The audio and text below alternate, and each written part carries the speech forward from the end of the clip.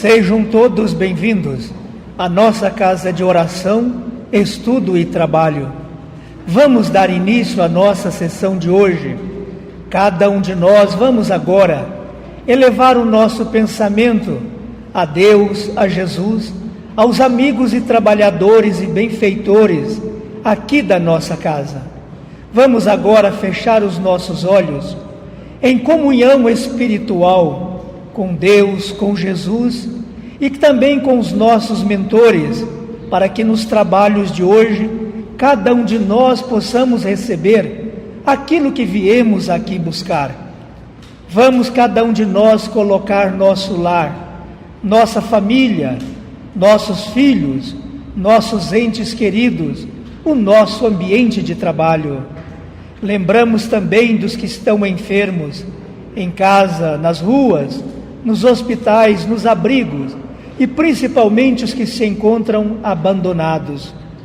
Vamos cada um de nós também lembrar daqueles que sofrem as consequências da guerra, da violência, da intolerância, tanto política quanto religiosa, para que os trabalhadores estejam ao lado, ajudando, orientando e fazendo a segurança e a proteção de cada um desses nossos irmãos espalhado em nosso planeta Terra. Lembramos também dos nossos entes queridos que se encontram no mundo espiritual, onde estão vivos e atuantes, e que cada um deles possam receber de cada um de nós a força da nossa oração e da nossa prece. Façamos todos juntos a oração que Cristo nos ensinou. Pai nosso, que estais no céu, santificado seja o vosso nome. Venha a nós o vosso reino. Seja feita a vossa vontade, assim na terra como no céu. O pão nosso de cada dia nos dai hoje. Perdoai as nossas ofensas, assim como nós perdoamos aqueles que nos têm ofendido.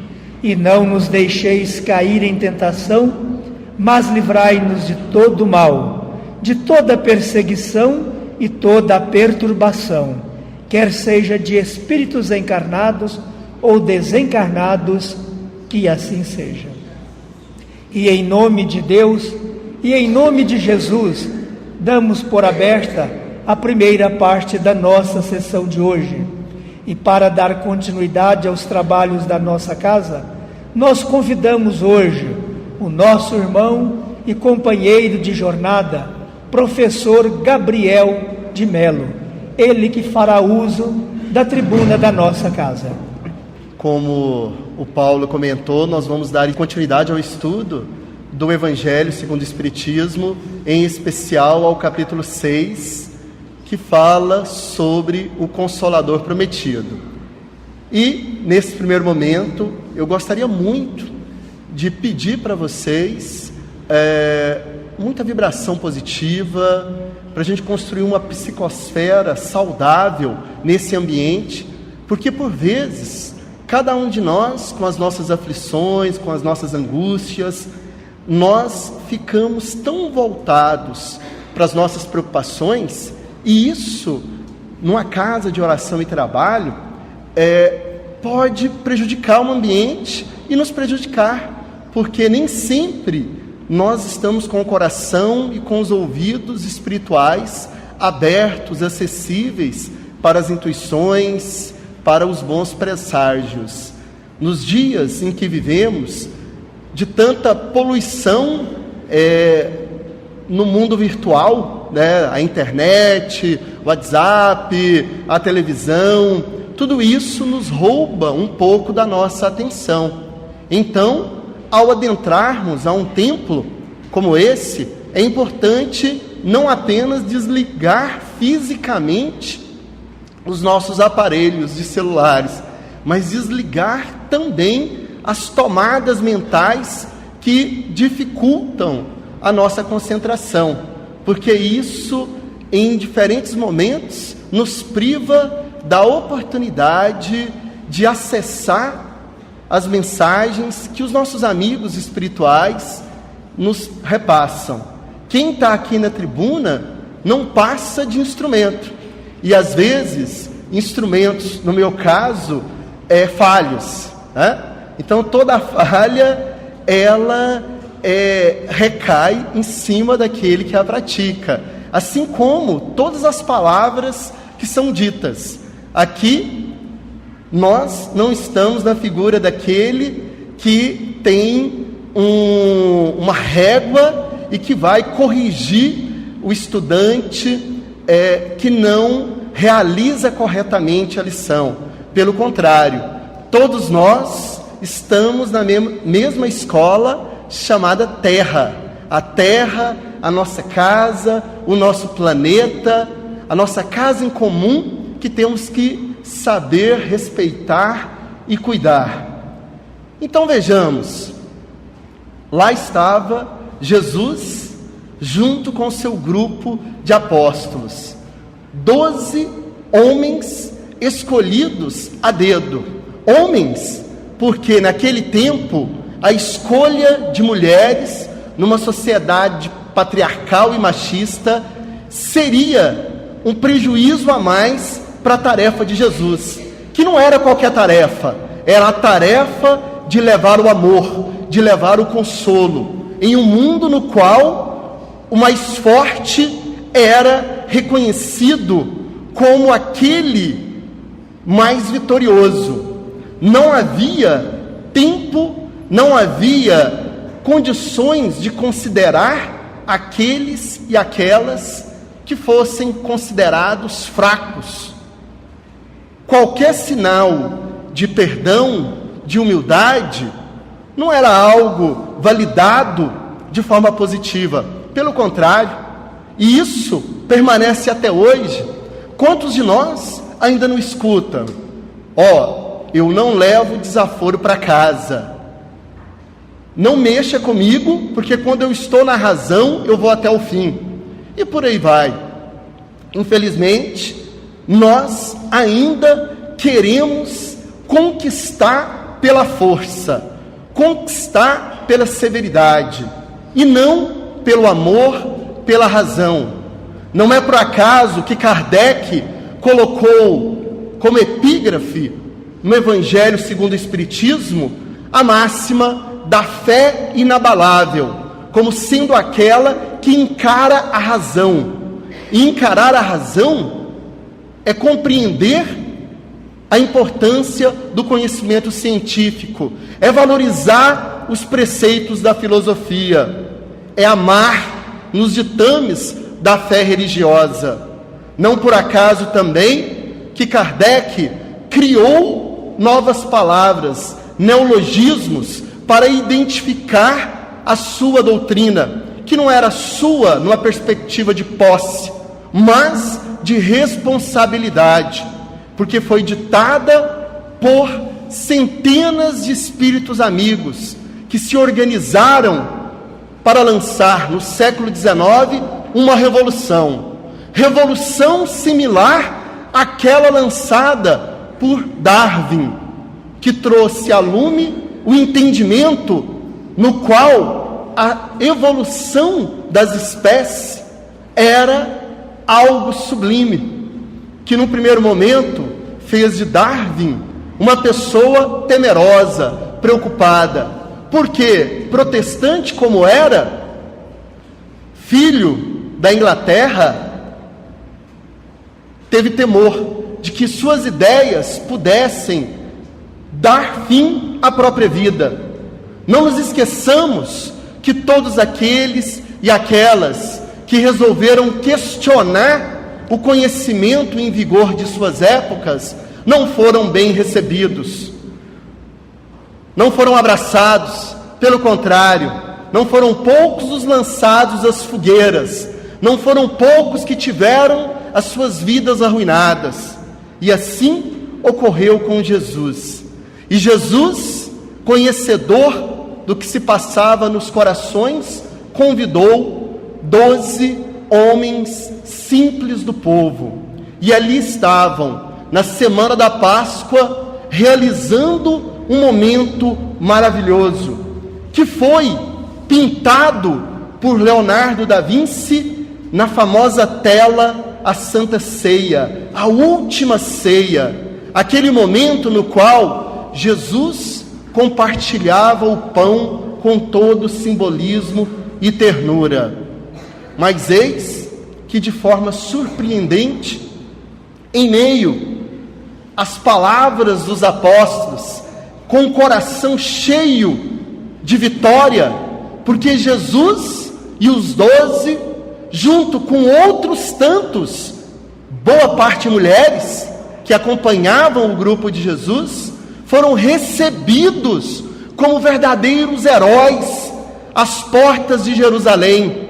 As pessoas se exprimiam para ver a figura do Messias para alguns, ou de mais um que anunciava um novo reino, como era comum naquela época em Jerusalém. Sim, naquela semana, Jesus entrou como um herói, vitorioso, e todos os discípulos se compraziam com aquela realidade. Mas o Mestre chamou a atenção a todos.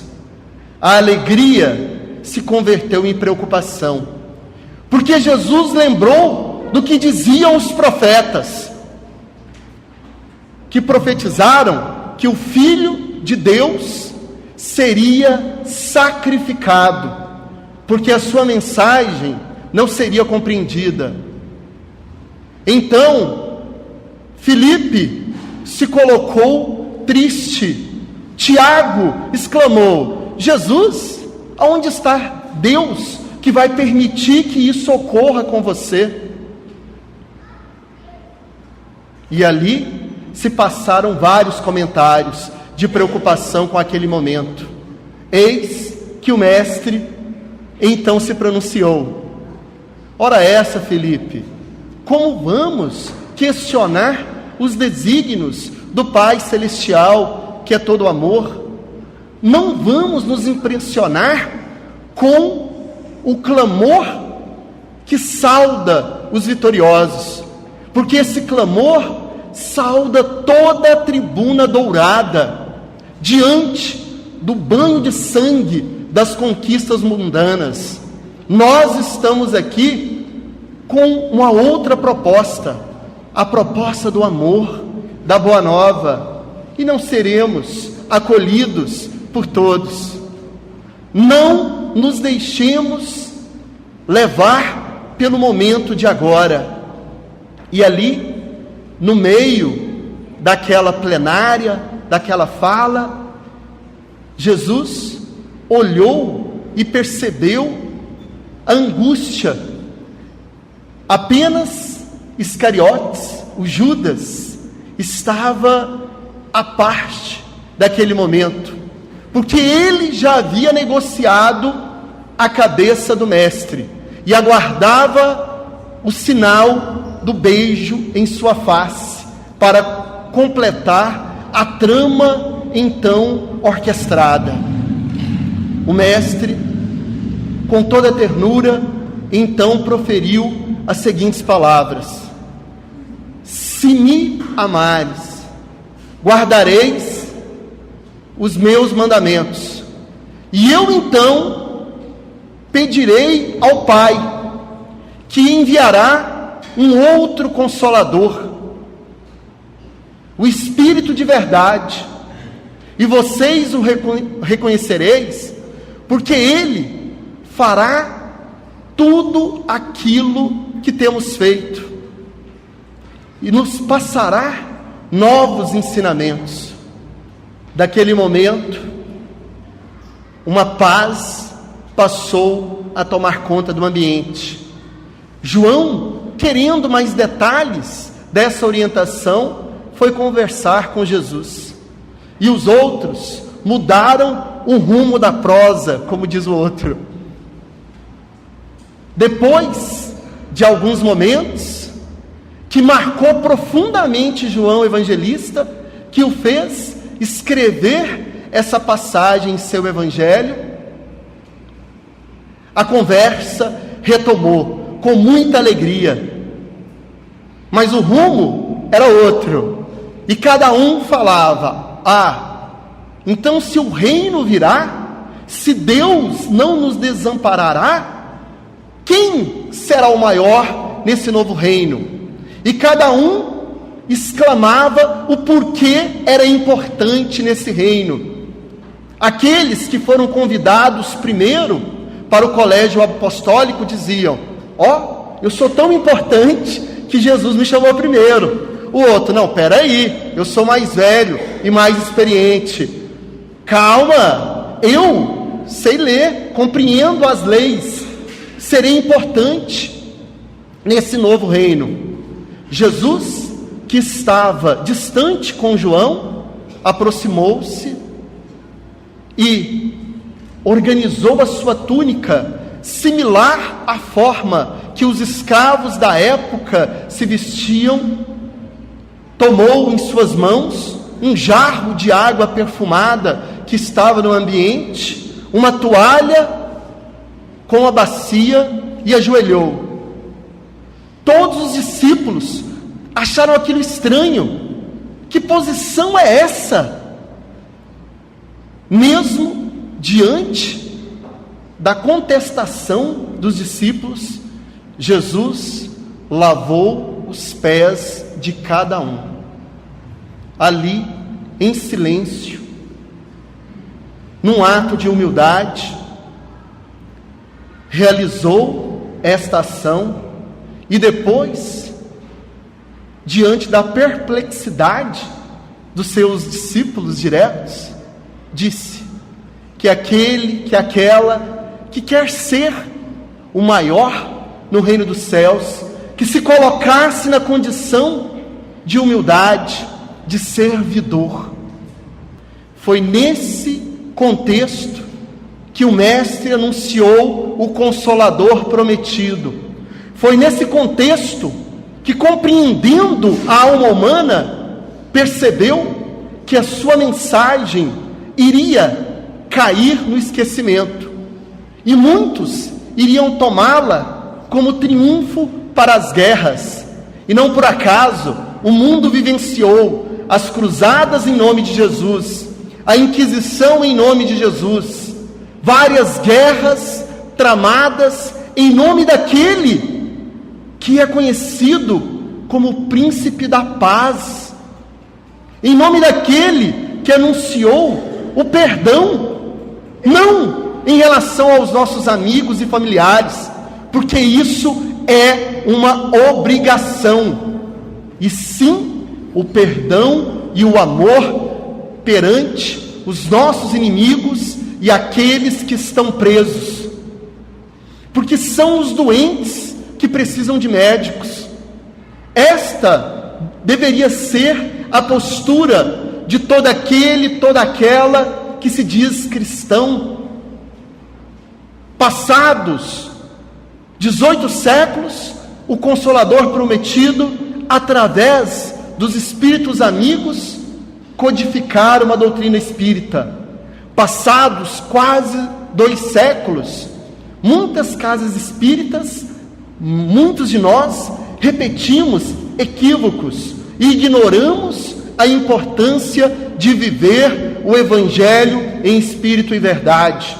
Ignoramos a importância da fé raciocinada e caímos em caprichos nossos, querendo resolver os nossos anseios egoísticos, correndo atrás das benesses do mundo material e ignorando que o verdadeiro reino, ele não está aqui na posse material, mas sim na consciência tranquila daquele que cumpre as suas obrigações perante o próximo.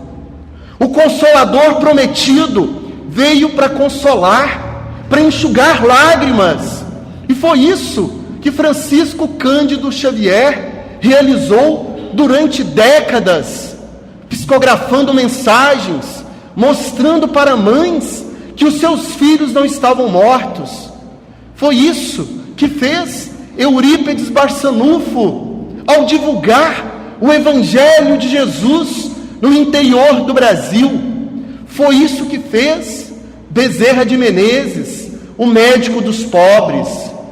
E é isso que devemos resgatar cotidianamente nas casas espíritas.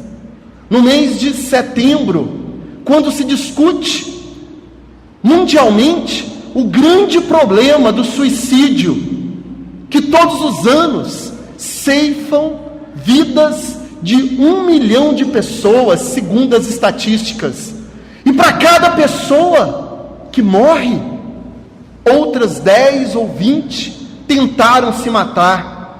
Em termos numéricos, é como se no mundo, todos os anos, uma cidade de Goiânia desaparecesse, todos os seus habitantes. E para cada cidade de Goiânia que desaparece, porque as pessoas se matam, uma de São Paulo tenta se matar.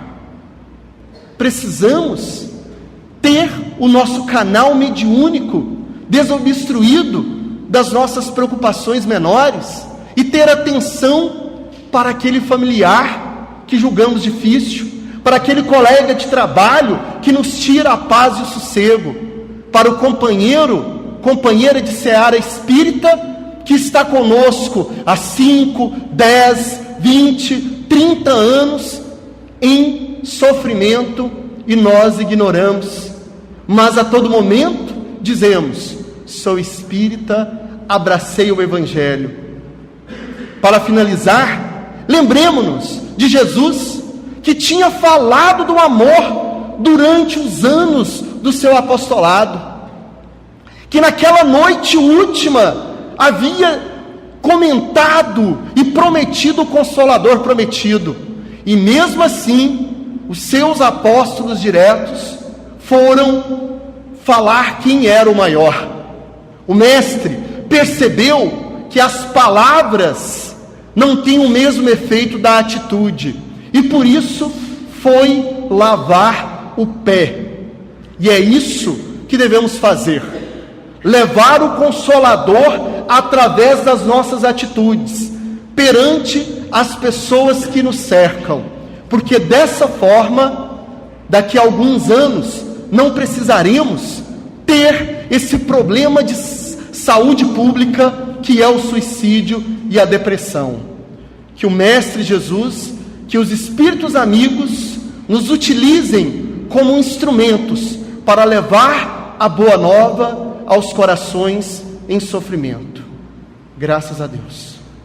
Meus irmãos, nós agradecemos a contribuição do nosso irmão com cada um de nós, espíritos encarnados e desencarnados, e pedimos que neste momento os espíritos de luz o cubra de bênçãos, a ele, seu lar, sua família. Vamos passar agora para a segunda parte, que é de passes e curas. Como falou o nosso orador, quantos de nós entramos nesta casa e aqui estamos em busca de um auxílio para o nosso espírito que está enfermo, para o nosso corpo material que também sofre com dores. E aqui nós sabemos que todos reunidos em torno do grande mestre do amor, que é Jesus Cristo, poderemos todos ser medicados, como ele lavou os pés dos discípulos, para poder tirar eles da ignorância e da cegueira espiritual, mostrando que a humildade deve estar acima de tudo. Nós aqui hoje também, com humildade, reconhecemos as nossas necessidades e reconhecemos também as nossas limitações. E nós seremos todos aqui medicados através do passe magnético, da água fluidificada gratuitamente. Por isso, neste momento, vamos fechar os nossos olhos mais uma vez e vamos fazer a nossa consulta espiritual, pedindo a Deus, a Jesus, aos trabalhadores espirituais, para que neste momento venha ouvir a cada um de nós, ouvir também as nossas dores, as nossas necessidades, aquilo que cada um de nós trouxemos e está fazendo parte da nossa jornada. Por isso, Senhor Jesus, com os seus ensinamentos, com esse poder que procura atender todos os que sofrem, nós nos colocamos em tuas mãos e te pedimos, Senhor, receba-nos, atenda-nos neste momento, porque cada um de nós queremos, Senhor, sair daqui bem melhor do que quando chegamos. Por isso te pedimos, Senhor, fique conosco, hoje, agora e sempre, que assim seja.